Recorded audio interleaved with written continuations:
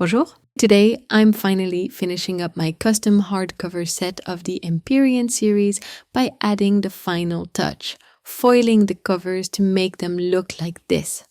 I'll walk you through exactly how I did it, from the technique I used to the little tricks that made the process easier. And of course, I'll also share why I chose this foiling method.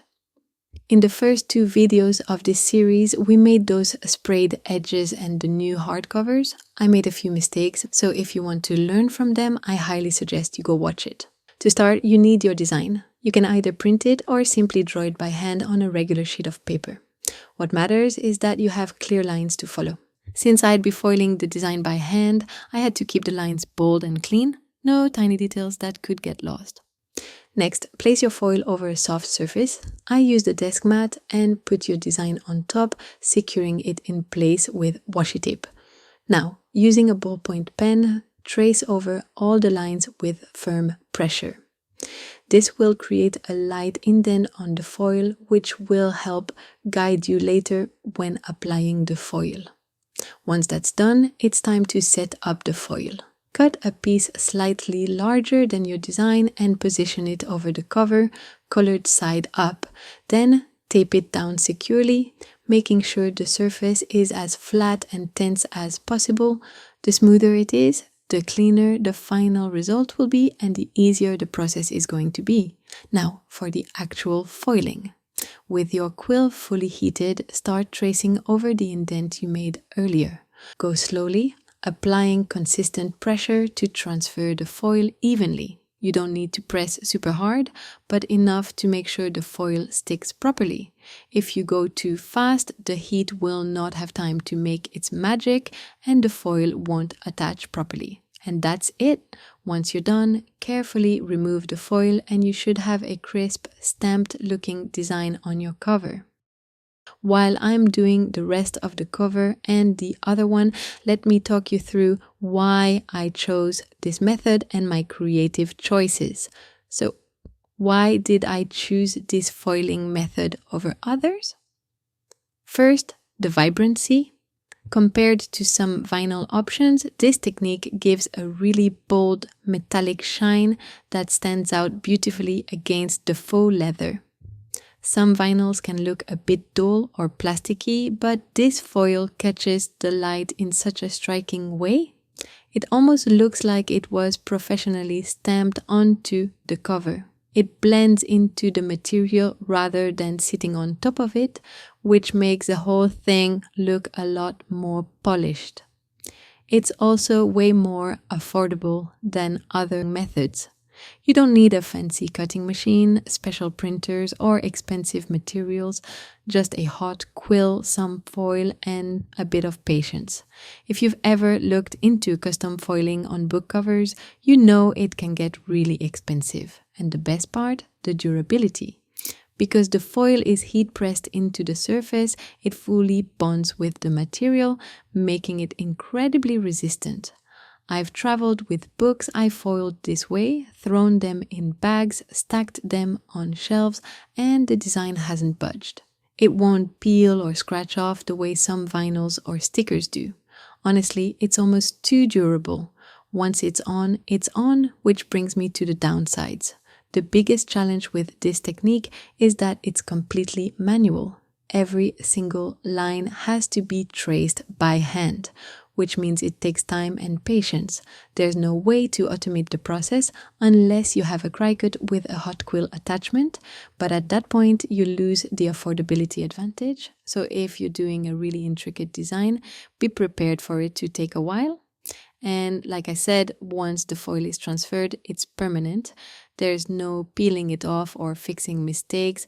If you slip or go over a line, that's it. So you really have to take your time, work carefully, and commit to the design before you start. But personally, I think it's so worth it. The final result feels like part of the cover, not just something stuck on top. It has that elegant stamped effect that makes the book feel more luxurious, and I love that I can fully customize each one.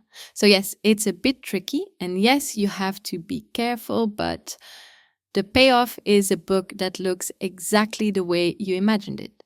And to me, that's worth the extra effort. Now, let's talk about the creative choices behind these books. Why I chose faux leather, why I went with different foil colors for each one, and how it all ties together. So, first, the material. I love the idea of giving different genres their own distinct aesthetic. I want my Regency novels, for example, to have canvas covers in soft pastel tones with delicate patterns, something that feels elegant and timeless. But for my fantasy books, I wanted something bold and a little more dramatic. Faux leather felt like the perfect choice because it instantly gives that rich, classic fantasy vibe, especially with the foiling. And since the Empyrean series has this intense, high stakes energy, black felt like the ideal color to match that tone. It makes the foil pop beautifully and gives the books that sleek, striking look I was going for. Now onto the foil colors. For Fourth Wing, I went with gold, which was an easy choice. It represents Andarna perfectly. She's a golden dragon, and her presence in the book is so special that it just made sense for her to be reflected in the cover.